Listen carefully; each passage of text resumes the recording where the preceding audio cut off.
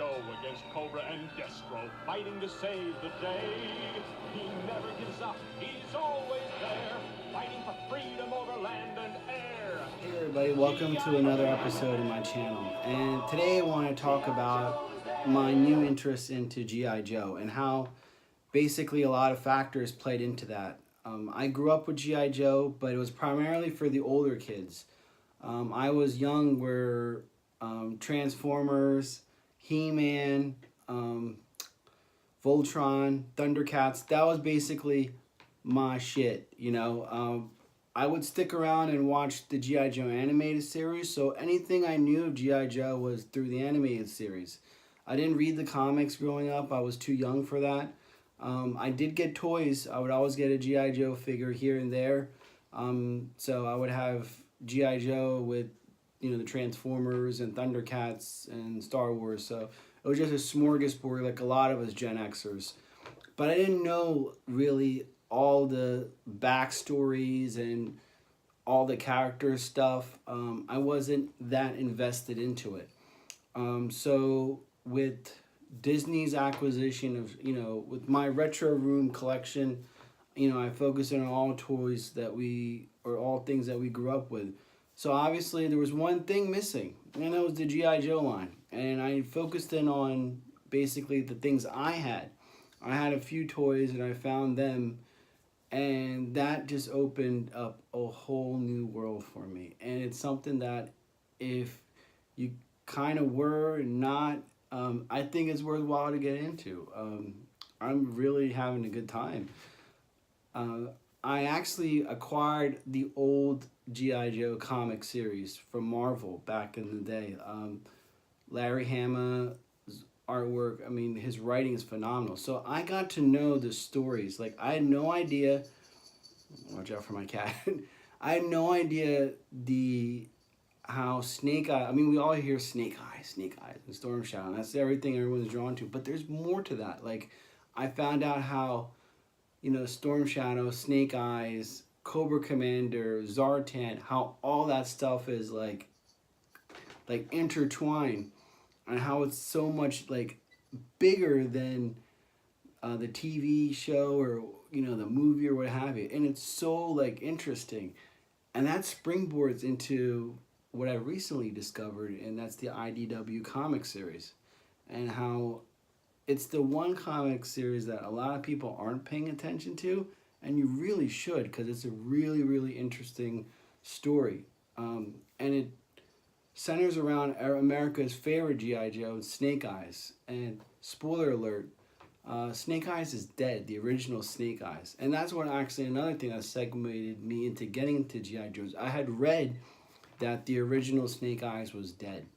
And I was like, whoa, how can that be? Like, you know, but then, you know, you think about it, they killed Superman, they killed Batman, they killed but Snake Eyes, like, you know.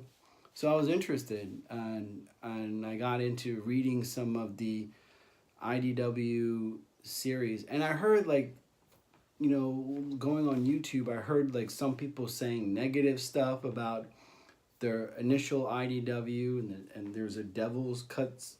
I don't know anything about that. Maybe it's good that I don't. I'm coming into this with, like, you know, like a horse with the blinders.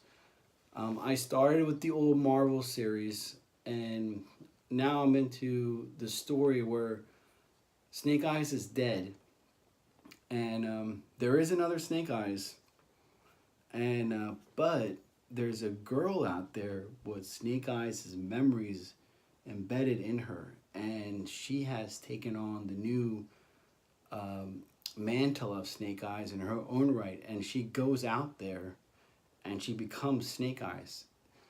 Snake Eyes' memories take over her, and she becomes like a killing machine. This story is so good that I'm not a hardcore comic reader. Like, you know, I will go out and pick up an issue here and there, but I don't follow anything really. It's just, yeah, you know, I'm out shopping, I'll pick up 3 or 4 issues, maybe a couple times a year. So I'm not really like committed to anything. Like, I read the Darth Vader, and I read, you know, but nothing where I want to continue forward. I'm hook, line, and sinkered with this story arc because the artwork is great, the story is captivating because it takes you back to the Marvel. So it's kind of like, you know, of course, they're written by the same author, Larry Hama. But, like, for instance, let me show you. This issue, GI Joe 26, kind of tells you the backstory of Snake Eyes. And it's actually kind of sad. Like, you know, you think of Snake Eyes as this great warrior, but there's a lot of, like, and the fact that he can't talk about it, like, you know, and that's just amazing. And then it continues on with unmaskings. There's several episodes, sequence where there's flashbacks into Snake Eyes' life, and then it fast forward to now. So this is the new comic that, believe it or not, this is sold out. I was lucky to get a first copy. So here it is. This is the new female Snake Eyes. She's Mexican American. I love that diversity. You know, I'm brown. Yay. So, but what's interesting is, and I'm going to show you a little bit because, you know, I don't want to, but here she is. Let me show you. So she has a flashback of, this is when the artist kind of paints that it's a Snake Eyes flashback of the Vietnam War. So she'll sit there and her mind, Snake Eyes will take over to a flashback. And then Snake Eyes will actually, like, take over her body. And then she becomes this killing machine. And she does things that, like, you know, the detectives, like, confused because these are, like, the, you know, he detects, like, oh, this is a little girl, this is a girl's footprints, but whoever did all this is, like, a master, like, you know. And, of course, the Joes know about it, and, you know, they recruit Storm Shadow and the new Snake Eyes, which is this guy that Snake Eyes trained. He got into, like, you know, he can't talk, and he took on Snake Eyes as man. So he's wearing the Snake Eyes uniform, and he's kind of like, am I really Snake Eyes, or am I just, you know, he has a identity complex. So they're trying to find this girl to help her, and she's on this Snake Eyes raged mission of a kind of righting a wrong. And, like, the old characters are there. I don't want to give too much in, but it's just such wonderfully written. And if you're reading, like, Batman and Superman, whatever, because it's in a movie theater and Marvel, I'm sorry, you're making a big mistake, because, like, this is wonderfully written. It's captivating. It holds, like, someone with intelligence. It's just a very good book, and I highly recommend if you're not into G.I. Joe or you have forgot about it, because it's kind of like not, there's no media, there's no toys, there's nothing, it's dead, like, you know, except for this. And maybe this will kind of springboard to something. I know Toys R Us closing, I talked about that.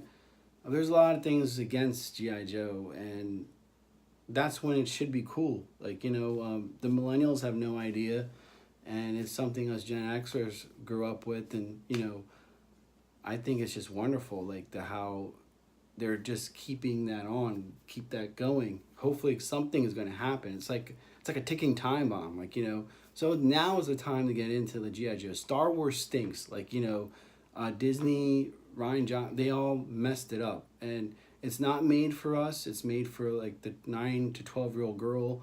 This is their Star Wars, so you gotta let that go. Star Wars is not fun. It's not interesting. You know, collecting for Star Wars, Disney has saturated, and there's stores filled with crap that, like, no one's buying. If you want to get into something that's worthwhile and fun, G.I. Joe is where it's at, man. And I have, you know, I'm really, really happy that I've rediscovered this. I'm going to start all, you know, there's only 5 Voltron lines, and once you get them, you're done. Like, you know, there's different variations of it. Transformers, you know, I like the G1 stuff, and I still collect it here in the retro room. You could see probably up there on the wall, there's, you know, lots of toys. But I'm going to give you a quick glimpse of my hanger for G.I. Joe.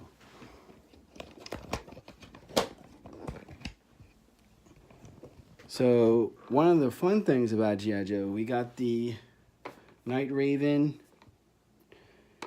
2 Sky Strikers, and X-30 Conquest, and of course the Dragonfly. So the fun part about it is finding things that are broken and fixing them back up again. It's like making models. So I'm enjoying doing that, and reading these comics. And I gotta thank 3D Joe's and Hooded Cobra Commander 788.